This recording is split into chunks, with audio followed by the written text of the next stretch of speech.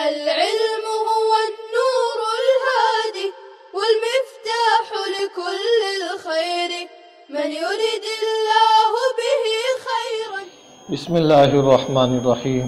الحمد للہ رب العالمین والصلاة والسلام علی سید الانبیاء والمرسلین وعلی آلہ واصحابہ اجمعین. السلام علیکم ورحمۃ اللہ وبرکاتہ. عزیز طلبہ، آج ہم درس نمبر 158 کا آغاز کر رہے ہیں. دیکھیے اسکرین پر.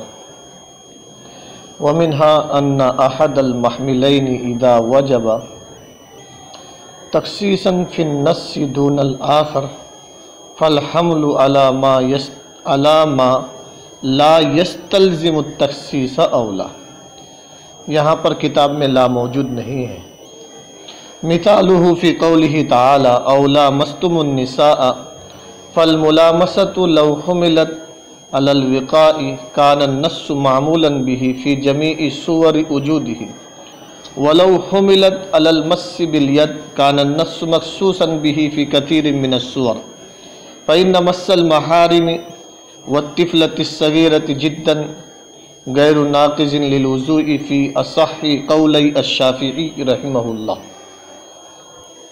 ويتفرع منه الأحكام على المذهبين من إباحة الصلاة ومس المصحف ودخول المسجد وصحة الإمام ولزوم التيمم عند عدم الماء وتذكر المس في أثناء الصلاة.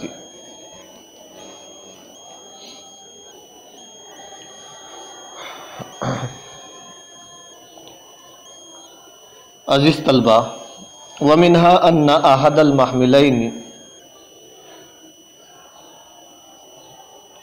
اس عبارت سے صاحب کتاب نصوص کی مراد پہچاننے کا دوسرا طریقہ بیان کر رہے ہیں.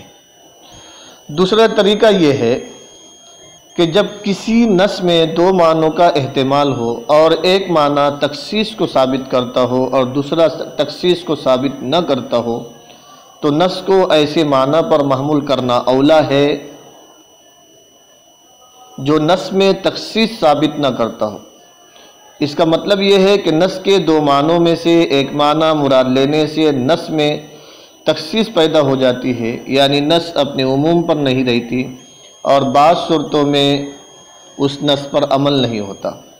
اور اگر نص کا دوسرا معنی مراد لے تو نص میں کوئی تخصیص پیدا نہیں ہوتی اور وہ نص اپنے عموم پر رہتی ہے. ساری صورتوں میں اس نص پر عمل رہتا ہے. تو نص کو اس معنی پر محمول کرنا اولا ہوگا جس سے نص میں کسی قسم کی تخصیص پیدا نہ ہوتی ہو اور وہ نص اپنے عموم پر رہنے کی وجہ سے ساری صورتوں میں قابل عمل رہتی ہے. عزیز طلبہ، صاحب کتاب نے اولا مستم النساء کی آیت کو مثال بنا کر پیش کیا ہے. مثال سے پہلے یہ مسئلہ سمجھے کہ امام ابو حنیفہ رحمہ اللہ کے ہاں کوئی باوضو آدمی کسی عورت کو ہاتھ کے ساتھ چھو لے تو اس کا وضو نہیں ٹوٹتا، اور امام شافعی رحمہ اللہ کے یہاں اس کا وضو ٹوٹ جاتا ہے. ان دونوں حضرات کے نزدیک وجہ اختلاف یہی آیت ہے کہ اولا مستم النساء میں لمس سے کون سا معنی مراد ہے. تو نص کے اس لفظ میں دو معنوں کا احتمال ہے. پہلا معنی یہ ہے کہ ملامست سے جمع مراد ہے اور دوسرا معنی یہ ہے کہ مس بالید یعنی ہاتھ سے چھونا مراد ہے. اگر اس سے جمع مراد لیتے ہیں تو پھر یہ نص جمع کے پائے جانے کی تمام صورتوں میں معمول بھی ہی باقی رہتی ہے اور نص میں کوئی تخصیص لازم نہیں آتی کہ جمع اور نص میں کوئی تخصیص لازم نہیں آتی کہ جمع جس عورت کے ساتھ کیا جائے وہ چھوٹی ہو یا بڑی ہو، محرم ہو یا غیر محرم، اس سے وضو ٹوٹ جاتا ہے. اور اگر ملامست سے لمس بالید مراد لے تو پھر اس نص میں تخصیص لازم آتی ہے.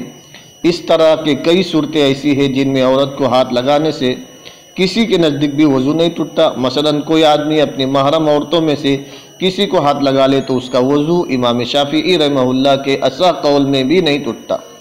اسی طرح بہت چھوٹی بچی جو غیر مشتہات ہو کو ہاتھ لگا لے تو بھی اس کا وضو نہیں ٹوٹتا۔ معلوم ہوا کہ لمس بالید مراد لینے سے نس اپنے عموم پر نہیں رہتی، اس میں تخصیص لازم آتی ہے، اور جمع مراد لینے سے نس اپنے عموم پر رہتی ہے، اس میں کوئی تخصیص لازم نہیں آتی۔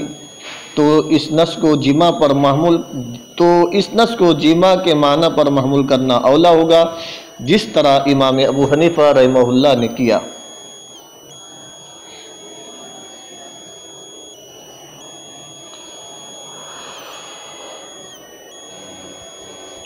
وَيَتَفَرَّعُ مِنْهُ الْأَحْكَامُ عَلَى الْمَذْهَبَيْنِ، امام شافعی رحمہ اللہ اور امام ابو حنیفہ رحمہ اللہ کے اسی اختلاف سے کئی احکام ان اماموں کے مذہب پر متفرع کیے جاتے ہیں۔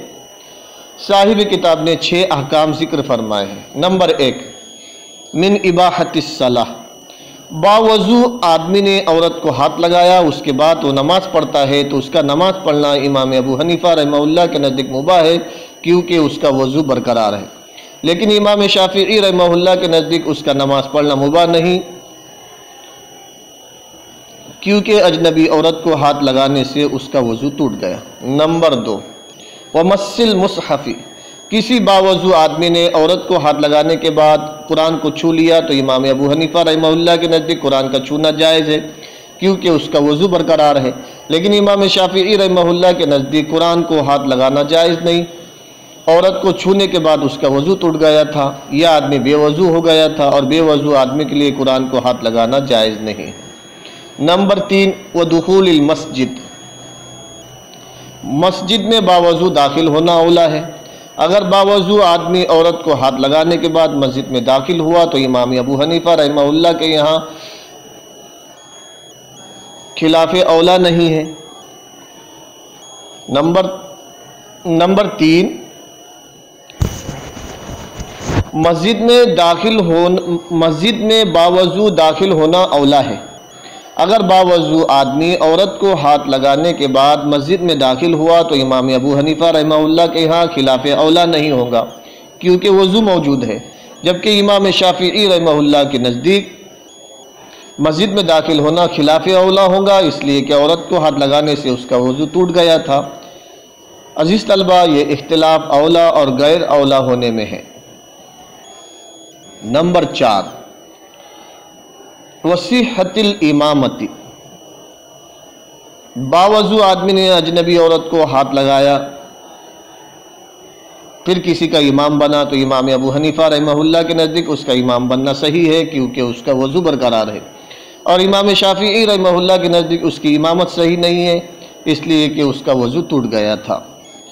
نمبر 5، ولزوم التیمم عند عدم الماء، کسی باوضو آدمی نے عورت کو ہاتھ لگایا پھر اس کو پانی نہ ملا تو امام ابو حنیفہ رحمہ اللہ کے ہاں اس پر تیمم لازم نہیں، کیونکہ اس کا وضو موجود ہے، جبکہ امام شافعی رحمہ اللہ کے نزدیک اس کے لیے تیمم لازم ہے، اس لیے کہ اس کا وضو ٹوٹ گیا تھا۔ نمبر 6، وتذکر المس فی اثناء الصلاۃ،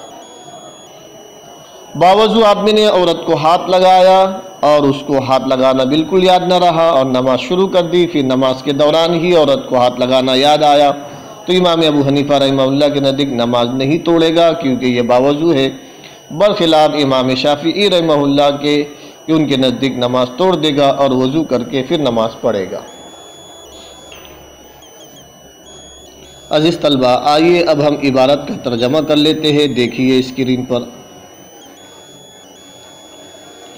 وَمِنْهَا، اور ان میں سے دوسرا طریقہ یہ ہے کہ أَنَّ أَحَدَ الْمَحْمِلَيْنِ، جب دو محتملات میں سے ایک نص میں تخصیص کو ثابت کرے اور دوسرا محتمل تخصیص کو ثابت نہ کرے تو نص کو علامہ ایسے معنی پر محمول کرنا اولا ہے، لا يستلزم التخصیص، جو تخصیص کو لازم نہ کرتی ہو۔ منہا، ان طریقوں میں سے نصوص کی مراد پہچاننے کے طریقوں میں سے دوسرا طریقہ یہ ہے کہ دو محتملات میں سے ایک جب نص میں تخصیص کو ثابت کرے دوسری تخصیص کو ثابت نہ کرے، فالحمل علامہ، تو نس کو ایسے معنی پر محمول کرنا اولا ہے، لا یستلزم التخصیص، جو تخصیص کو لازم نہ کرتا ہو۔ مثالہ فی قولہ تعالی، اس کی مثال اللہ تعالیٰ کے فرمان اولا مستم النساء میں ہے۔ فالملامست، چنانچہ ملامست کو اگر جمع پر محمول کرتے ہیں تو نس تمام صورتوں میں، چنانچہ ملامست کو اگر جمع پر معمول کیا گیا تو نس معمول بھی ہوگی جمع پائے جانے کی تمام صورتوں میں۔ ولو حملت علی المسبلیت، اور اگر ملامست کو مسبلیت ہاتھ سے چھونے پر معمول کیا جائے تو نس بہت ساری صورتوں میں مخصوص ہوگی۔ فَإِنَّ مَسَّ الْمَحَارِمِ، کیونکہ محارم کا چھونا، وَالطِّفْلَةِ الصَّغِيرَةِ جِدًّا، اور چھوٹی بچی کا چھونا، غیر ناقض للوضو، ناقض وضو نہیں ہے، فی اصح قولی الشافعی، امام شافعی رحمہ اللہ کے 2 قولوں میں سے سب سے زیادہ صحیح قول میں۔ وَيَتَفَرَّعُ مِنْهُ الْأَحْكَامُ عَلَى الْمَذْهَبَيْنِ، اور اس سے دونوں مذہبوں کے مطابق احکام متفرع ہو گئے، یعنی نماز کا جائز ہونا، ومس المصحف، قرآن کریم کا چھونا، مسجد میں داخل ہونا، وصیحت الامامتی، امامت کا صحیح ہونا، پانی نہ ہونے کے وقت تیمم کا لازم ہونا، وتذکر المس فی اثناء الصلاۃ، اور نماز کے دوران میں چھونے کا یاد آ جانا، اثناء صلاۃ عورت کو چھونے کا یاد آ جانا۔ عزیز طلبہ، امید ہے کہ آپ لوگ سمجھ گئے ہوگے۔ والسلام علیکم ورحمۃ اللہ وبرکاتہ۔ السلام عليكم، لا تنسوا الاعجاب بالفيديو والاشتراك في القناة تشجيعا لنا لنستمر بنشر المزيد إن شاء الله.